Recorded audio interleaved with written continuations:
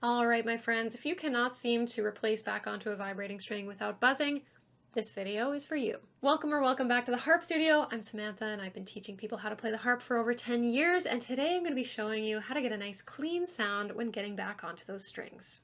So when I say buzzing, what I'm talking about is the noise that can happen when your finger touches a string that's still vibrating, kind of like this.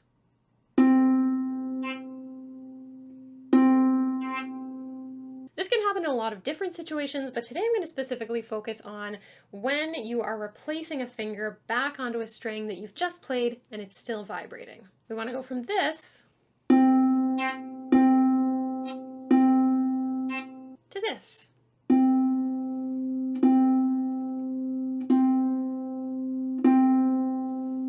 The good news is that it's quite simple to achieve this sound. All you need to do is place quickly and firmly and control the angle of your finger. Even better news is that you can achieve all of that by just changing one thing about how you're approaching the string.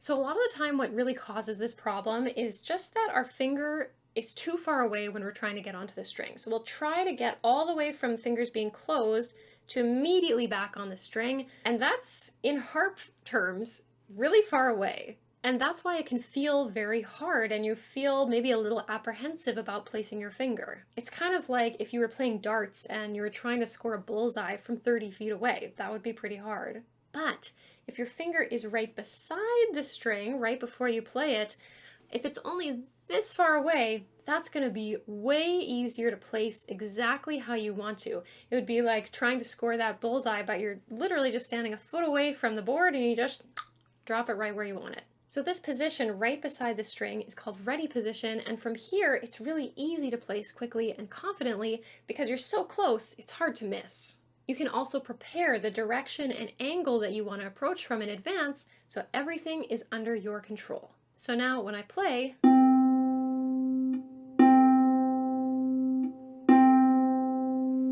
there's no big buzz noise when I'm placing from really close by. There's always going to be a little bit of noise when you replace onto a vibrating string no matter what you do, but it's so quiet that no one else except for you is going to be able to hear it because you're so close to the instrument, so don't drive yourself crazy trying to make it totally silent. But if you do want to take things a step further and get a really nice, smooth, connected sound, we can actually hide that little bit of noise that happens when you replace your finger by timing your placement so that it happens at the same time another note is being played.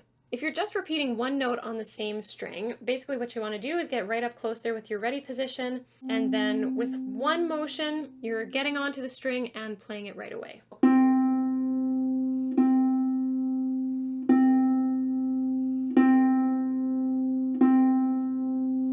I like to kind of think of it as though you're scooping a ladle of soup out of a pot, right? You wouldn't kind of like hit the surface of the soup with your ladle, stop, and then scoop.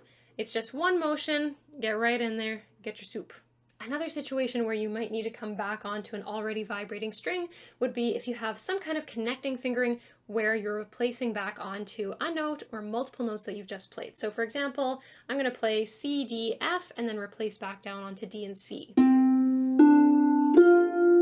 So what we're going to do here is when you get to your thumb, which is what I like to call the pivot finger, so the note where you're getting your connecting fingerings placed, play up to that point. Then we're going to open the fingers into ready position, so have them right beside the string. You can place them exactly how you want to place them.